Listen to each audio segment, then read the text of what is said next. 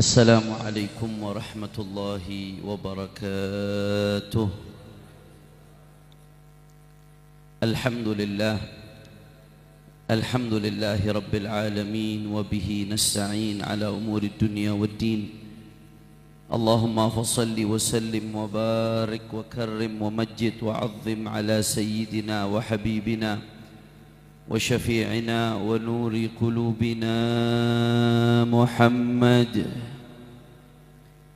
الفاتح لما أغلق والخاتم لما سبق، ناصر الحق بالحق والهادي إلى الصراط المستقيم، وعلى آله وصحبه حق قدره ومقداره العظيم. يا فتاح يا عليم. أما بعد،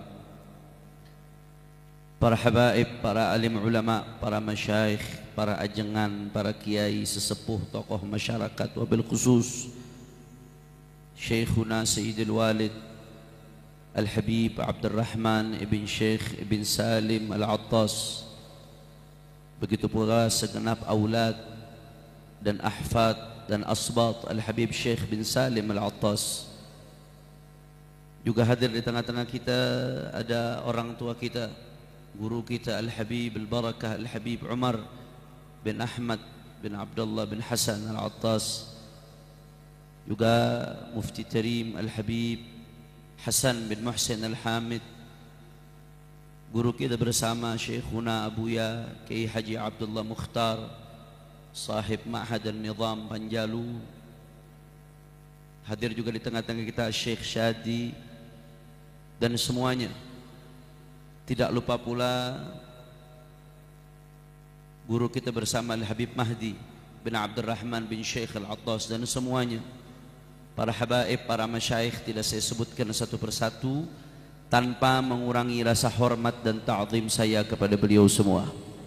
Kita doakan mudah-mudahan orang-orang tua kita, guru-guru kita, wabil khusus Al-Habib Abdurrahman bin Syekh, Allah panjangkan umurnya, Allah sehatkan badannya, Allah jaga zahir batinnya, Allah menangkan perjuangannya, amin ya rabbal.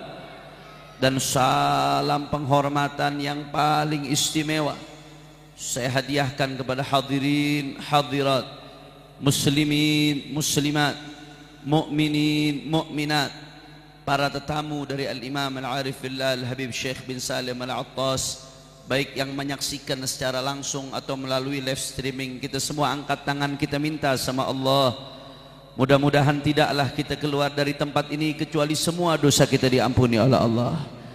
Yang sakit Allah angkat penyakitnya, Allah sehatkan badannya. Semua yang hadir dilapangkan rezekinya, diberkahi kehidupannya, amin ya rabbal alamin. Ahiba'il kiram, alhamdulillah, pada pagi hari ini kita sama-sama berkumpul untuk mengenang seorang ulama yang hidupnya dihabiskan dalam keistiqamahan, seorang yang kumpulnya kita pada pagi hari ini meskipun telah berlalu 47 tahun dari wafatnya beliau, tapi Allah masih menggerakkan hati-hati kita pada pagi hari ini untuk berkumpul. Tidak lain dan tidak bukan, itu merupakan salah satu bukti bahwasanya beliau kekasihnya Allah Subhanahu wa ta'ala. Saya jadi teringat saudara dengan Al-Hadithul Qudsi yang diriwayatkan oleh Imam Al-Bukhari, bahwasanya Allah Subhanahu wa ta'ala berfirman sebagaimana diriwayatkan oleh Rasulullah sallallahu alaihi wasallam.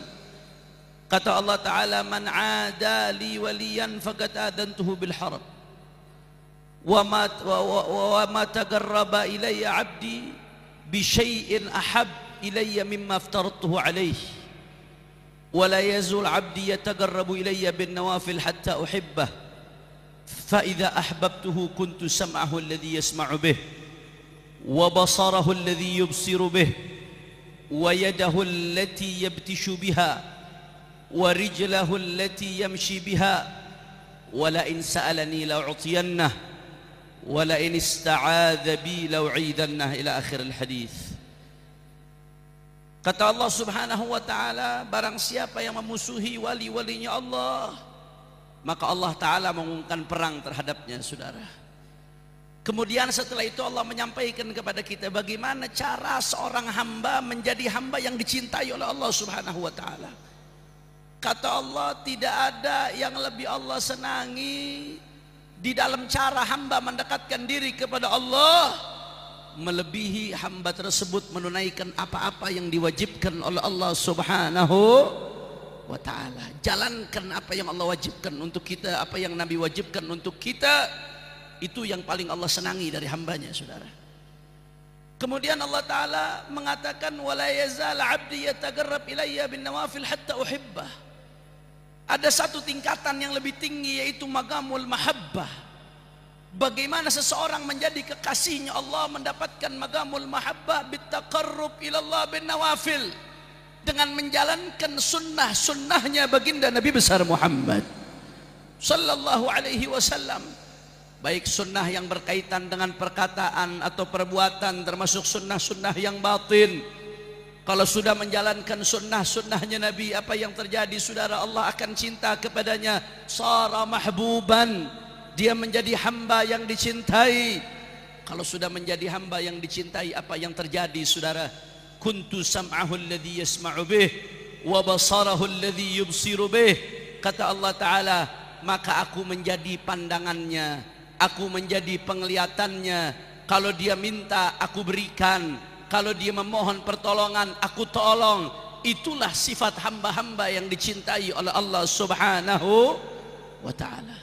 Timbul pertanyaan, saudara, bagaimana mungkin Allah Ta'ala menjadi pandangan bagi seseorang? Allah Ta'ala laisa kamitslihi syai', Allah khalik. Allah nggak sama dengan makhluk. Tapi Allah menyatakan kuntu sam'ahu, aku menjadi sama'nya dia. Wa kuntu basarahu, aku menjadi basarnya dia. Apa yang dimaksud dengan ini, saudara? Al-Imam Ibnu Hajar Al-Asqalani dalam kitabnya Fathul Bari panjang lebar meriwayatkan makna hadis ini. Di antara sekian makna yang disebutkan oleh Imam Ibnu Hajar, maksudnya kuntu sam'ahu ay kuntu masmu'ahu. Aku, kata Allah, menjadi sesuatu yang paling senang didengar oleh hambaku tadi. Kalau hamba sudah dicintai oleh Allah, dia hanya senang mendengar sesuatu yang berkaitan dengan Allah, hanya senang melihat kebesaran Allah Subhanahu wa ta'ala. Di balik segala sesuatu yang dia lihat, kebesaran Allah. Makanya kita lihat wali-wali luar biasa. Sayyidina Imam Syafi'i kalau udah masuk bulan Ramadan, hatam Quran siang sekali, malam sekali, nggak kaget. Kenapa? Kuntu sam'ahu ay masmu'ahu ay la yatad illa bisam'i dzikri. Dia tidak merasakan kelezatan kecuali dengan mendengarkan ayat-ayatku. Itu tafsiran yang pertama, saudara.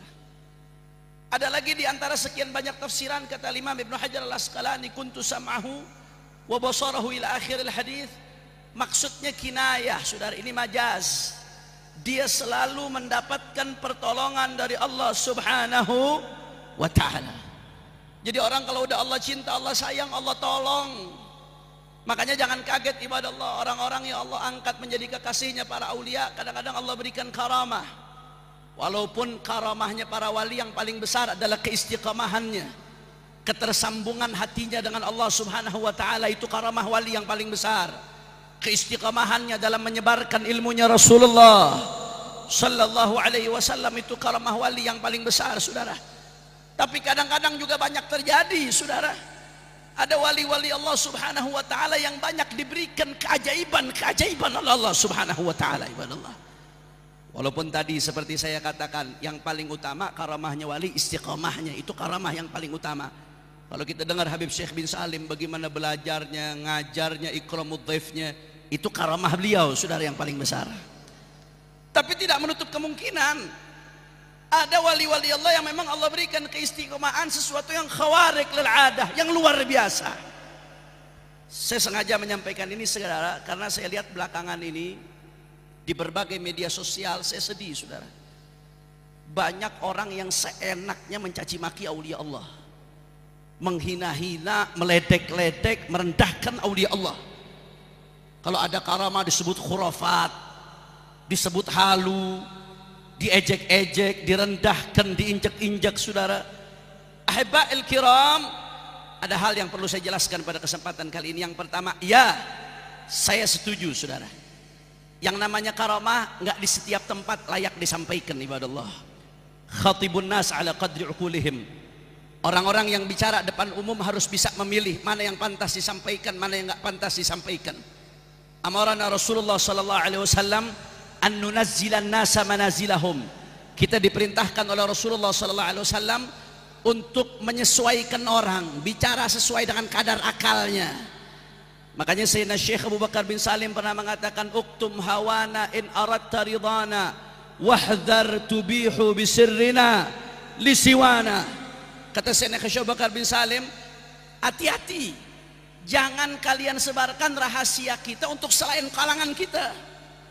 Jadi jangan semua hal yang berkaitan dengan aulia Allah, apa-apa yang Allah berikan kepada mereka sembarangan kita bicarakan di publik, di depan umum.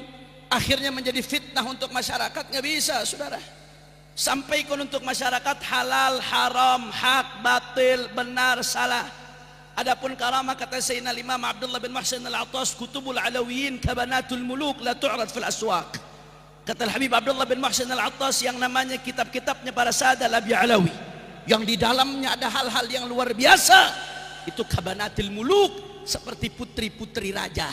Yang namanya putri raja nggak ada yang bisa ngelihat, nggak ada yang bisa nyentuh kecuali orang-orang yang dipilih oleh sang raja, saudara. Begitu juga hal-hal yang khusus yang Allah berikan kepada wali Allah, syatahat sufiyah, mereka fi halatil ghaibah, ucapan-ucapan mereka, karamat aulia, saya setuju. Itu jangan sembarangan dibicarakan di depan umum, saudara. Khawatir apa? Khawatir orang yang nggak paham, yang bodoh, akhirnya ingkar. Kesian dianya kalau sampai memusuhi kekasihnya Allah subhanahu wa ta'ala. Kira-kira sampai sini jelas atau tidak? Sadayana parantos ngartos alhamdulillah. Tapi di sisi lain, saudara, karamah itu fakta. Kalau ngaku ahlus sunnati wal jamaah, yang namanya ahlus sunnah wal jamaah itu ngakuin karamah aulia. Makanya dalam Jauharut Tauhid mengatakan fa'athbitan lil auliya karamah wa man nafaha fanbidan kalamah. Disebutkan bahwasanya karamah aulia itu ada, nyata, amrun khariqun lil adah yadharu ala wali yadi waliyin lillah, sesuatu yang khariq lil adah, yang luar biasa. Ya kalau nggak luar biasa, kalau biasa-biasa aja, di mana karamahnya? Jadi pasti luar biasa, pasti ajaib, pasti dahsyat. Itu ada menurut ahlus sunnah wal jamaah. Di dalam Zubat yang kita hafalkan, wal auliya dzau karamatin rutab wa man tahau li waladin min ghairi ab. Yang namanya wali Allah berikan kemuliaan karamah dengan berbagai tingkatan. Itu fakta ada, saudara. Itu nyata. Kenapa? Karena bukan soal si walinya, tapi soal Allah Ta'alanya yang memberikan kemuliaan bagi wali tersebut. Selama ya ta'allaq bil mumkinat, selama berkaitan dengan hal-hal yang mungkin, maka nggak ada yang mustahil bagi kudrat dan iradat Allah subhanahu. Saya mau tanya, kalau Allah Ta'ala memberikan bagi seorang hamba, andai Allah mau memberikan bagi seorang hamba sesuatu yang ajaib, hamba tahu-tahu Allah berikan, bisa menghidupkan tulang belulang yang sudah hancur hidup lagi seperti Syekh Abdul Qadir Jilani. Allah mampu atau tidak? Allah mampu atau tidak? Kalau ada yang meragukan kemampuan Allah, kufur ta'ala. Jadi karamah itu lihatnya kudrat iradat Allah. Wali Allah ketika ditunjukkan karamah berarti menunjukkan kebesaran Allah yang memberikan karamah tersebut, saudara. Dan itu terjadi bukan hanya bagi para nabi, kalau nabi namanya mukjizat, tapi itu terjadi bagi para kekasih-kekasihnya Allah. Kalau kita lihat dalam Al-Quran, diceritakan cerita Ashabul Kahfi, saudara. Sekelompok pemuda yang gagah dengan keimanannya. Mereka bertahan walaupun saat itu hidup di zaman seorang raja yang kafir. Raja di zaman itu kalau ngelihat ada yang muslim, yang mukmin beriman sama Allah, dibunuh langsung, saudara. Ashabul Kahfi, pemuda-pemuda fityatun amanu bi rabbihim wazidnahum huda. Mereka bertahan dengan keimanannya. Disuruh kufur, mereka nggak mau. Akhirnya mereka mau dibunuh. Mereka melarikan diri masuk ke goa. Akhirnya apa yang terjadi? Allah tidurkan mereka. Berapa lama tidur? Walabithu fi kahfihim 300 sidina wazdadu tis'a. Mereka tidur selama 309 tahun. Kalau dalam tafsir Jalalain disebutkan 309 tahun, 300 itu kalau pakai tahun syamsiyah, ditambah 9 tahun kalau pakai qamariyah, itu Itu dalam tafsir Jalalain disebutkan. 309 tahun tidur. Di Al-Quran diceritakan rasanya seperti 1 hari atau setengah hari. Bangun sehat walafiat, masih seger, mukanya nggak berubah. Saya mau tanya, jawab yang kompak. Ini ajaib atau tidak? Ajaib atau tidak? Mereka bukan nabi, saudara. Mereka bukan nabi, mereka orang-orang saleh, tapi Allah berikan keajaiban. Ini karamah. Coba kita, jangankan tidur 300 tahun, 12 jam aja ente tidur. Kalau nggak salah bantal, saudara. Bangun pusing minum Panadol. Tidur 12 jam, leher sakit, bangun pusing. Orang Pak kalau stroke, orang stroke, kalau badannya lama nggak bisa bergerak, itu mesti digerak-gerakin badannya. Kalau dia tidur di tempat tidur orang koma, saudara. Kenapa bisa kaku kalau dibiarkan? Ini 300 tahun lebih. Tidur, bangun sehat, di Al-Quran diceritakan, saudara. Bangun nggak ada apa-apa, seolah-olah setengah hari. Begitu dia bangun, zamannya udah berubah, rezimnya udah berubah, mata uangnya udah nggak kepake, saudara. Masya Allah. Sekali lagi saya mau tanya, ini ajaib atau tidak? Ajaib atau tidak? Ini karamah, saudara. Ini di Al-Quran diceritakan. Dan Ashabul Kahfi bukan nabi, saudara. Nggak sampai di situ. Kalau kita dengar cerita Nabi Allah Sulaiman alaihissalam ketika mau memindahkan Arsy Balqis, ketika itu Nabi Allah Sulaiman minta siapa yang bisa mindahkan Arsy Balqis kepada saya. Tempatnya jauh, itu jarak perjalanan antara tempat Nabi Sulaiman dengan Arsy Balqis kurang lebih 2 bulan kalau ditempuh jarak perjalanannya, saudara. Jauh. Ifrit maju, kata Ifrit, saya bisa pindahkan itu Arsy Balqis sebelum kamu berdiri, saya bisa pindahkan. Akhirnya setelah Ifrit, saudara, datang satu orang, orang yang punya ilmu terhadap kitab, Asif bin Barkhiyah, kata ulama tafsir, saudara. Dia bisa pindahkan itu Arsy Balqis sebelum mata Nabi Sulaiman berkedip, sebelum mata Nabi Sulaiman berpindah.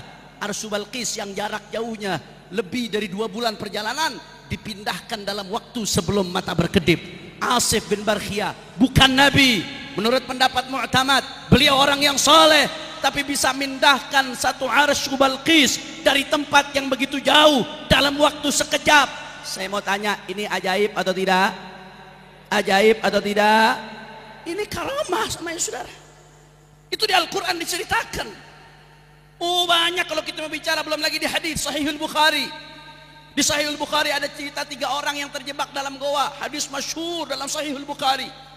Akhirnya mereka tawassul, terjebak dalam goa, batu besar, mereka nggak bisa keluar. Yang satu tawassul dengan baktinya kepada orang tuanya. Yang satu lagi tawassul karena dia pernah meninggalkan zina. Karena tarkul maksiyah min a'zami ta'at, termasuk bentuk ketaatan yang paling besar meninggalkan maksiat, saudara. Dia tawassul, ya Allah, karena saya pernah meninggalkan zina padahal kesempatan depan mata, ya Allah jadikan ini sebab ini goa terbuka. Satu lagi tawassul karena amanatnya.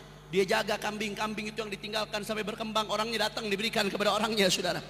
Akhirnya apa yang terjadi? Setelah 3 orang ini tawassul, batu besar yang menutupi goa bergeser, akhirnya terbuka, mereka bisa keluar. Luar biasa. Ini diceritakan Rasulullah dalam hadis Sahih Bukhari. Saya mau tanya, 3 orang tawassul, goa ketutup batu besar, tahu-tahu batunya bergeser. Ajaib atau tidak? Itu karamah, saudara. Itu dalam Sahihul Bukhari. Dan gak sampai di situ, termasuk para sahabat di dalam Syiar A'lamun Nubala. Begitu juga dalam Al-Bidayah wan Nihayah diceritakan Sayyidina Umar bin Al-Khattab waktu jadi khalifah. Apa yang terjadi ketika itu, saudara? Beliau ngirim utusan pasukan untuk berperang. Ketika pasukannya sedang berperang di tempat yang sangat jauh, pimpinan pasukannya namanya Sariyah. Suatu saat Sayyidina Umar bin Khattab lagi khutbah Jumat di Madinah. Pasukan jauh posisinya, nggak tahu di mana, saudara. Tiba-tiba lagi khutbah Jumat, saudara, Sayyidina Umar tiba-tiba mengatakan, ya Sariyah al-Jabala, ya Sariyah al-Jabala, hei Sariyah, naik ke atas gunung. Sariyah, naik ke atas gunung. Orang-orang di Madinah heran, ada apa Sayyidina Umar bin Khattab? Nggak ada angin, nggak ada hujan, pertengahan khutbah manggil Sariyah suruh naik ke atas gunung. Heran. Akhirnya ketika rombongan Sariyah bersama pasukannya pulang, mereka cerita setelah menang, saudara. Cerita kepada orang-orang Madinah, ketika kami perang saat itu, pasukan ngepung kami. Ternyata di sebelah sana ada gunung. Kalau kami naik ke gunung, maka pasukan hanya di depan kami, belakang kami gunung, sehingga kami bisa dengan mudah nyerang pasukan. Yang kami dengar suara siapa? Suara Sayyidina Umar bin Al-Khattab yang nyuruh pasukan untuk naik ke atas gunung. Sayyidina Umar di Madinah, Saat itu belum ada streaming, belum ada handphone, belum ada yang namanya digital, tapi suara Sayyidina Umar sampai ke tempat yang jauh, didengar oleh semua pasukan. Saya mau tanya, itu ajaib atau tidak? Ajaib atau tidak? Ajaib, saudara. Ini karamah, ini nyata, saudara. Makanya yang namanya Ahlus Sunnati wal Jamaah mengakui yang namanya karamah. Karamah nggak bisa dinafikan. Itu nyata, itu terjadi. Yang ingkar terhadap karamah Mu'tazilah, saudara. Tapi saya heran belakangan ini ada sekelompok orang ngakunya Ahlus Sunnati wal Jamaah, tapi sedikit-sedikit anti karamah, menghina karamah aulia Allah, merendahkan aulia Allah. Hati-hati, saudara. Tadi di hadis qudsi Rasulullah sallallahu alaihi wasallam meriwayatkan dari Allah Subhanahu wa taala, man ada li waliyan, siapa yang memusuhi walinya Allah Subhanahu wa taala, maka besok dia akan berhadapan dengan Allah Subhanahu wa taala. Na'udzubillah min. Maka kesimpulan dari apa yang saya sampaikan, saudara, mari kita pegang teguh Ahlus Sunnati wal Jamaah. Di sisi lain, di satu sisi, hati-hati para dai, jangan sembarangan bicara di tempat-tempat umum sesuatu yang bisa jadi fitnah di tengah umat. Bicara syariat, bicara halal haram, ajak umat kenalkan kepada syariat, saudara, supaya nggak jadi fitnah di tengah umat. Tapi di sisi lain, jangan ngaku Ahlus Sunnah wal Jamaah kalau hobinya ngina karamah aulia, merendahkan karamah aulia, menghurafat-hurafatkan karamah aulia, mengejek-ngejek karamah aulia. Kata Sayyidina Syekh Abdul Qadir Jilani, seorang yang memusuhi aulia Allah, ibtalahullah bimautil galab, maka Allah Ta'ala akan berikan dia cobaan, dimatikan hatinya. Kalau sudah mati hatinya, fa inna ab'ada qulubin nasi min rabbinar rahimi al-qalbul qasi, makin jauh dari Allah Subhanahu wa taala, dikhawatirkan su'ul khatimah. Mudah-mudahan kita diselamatkan oleh Allah. Allah hidupkan kita dalam keadaan cinta kepada aulia Allah, dan Allah wafatkan kita dalam keadaan cinta kepada aulia Allah. Nanti dibangkitkan di yaumil qiyamah bersama barisan aulia Allah. Hidup dan mati kita dalam keadaan Ahlus Sunnati wal Jamaah. Dan mudah-mudahan tidaklah kita keluar dari tempat ini kecuali semua dosa kita diampuni oleh Allah. Yang sakit Allah angkat penyakitnya, khususnya Sayyidil Walid Habib Abdurrahman bin Syekh Al-Attas yang masih ada di tengah-tengah kita, baqiyatus salaf. Beruntung kita masih bisa mandang beliau, saudara. Dari mata beliau kita bisa mandang guru-gurunya, para salafun salihun. Mudah-mudahan Allah berikan beliau panjang umur, panjang umur, panjang umur, sehat wal afiyah. Kita terus dapat keberkahan daripada ilmu beliau. Ala hadhihi niyah wa likulli niyatin salihah. Dan juga kita doakan mudah-mudahan dengan barakah Isra Mi'raj saudara-saudara kita di Palestina diberikan kemerdekaan sebentar lagi insyaallah. Mudah-mudahan sebentar lagi Israel hancur insyaallah. Ala hadhihi niyah, al-Fatihah. Bismillahirrahmanirrahim. Alhamdulillah rabbil alamin.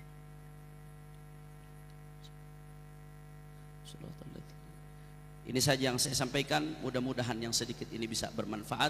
Wal afu minkum ma gumtu illa imtithalan li amri Sayyidil Habib Abdurrahman bin Syekh Al-Attas. Wassalamualaikum warahmatullahi wabarakatuh.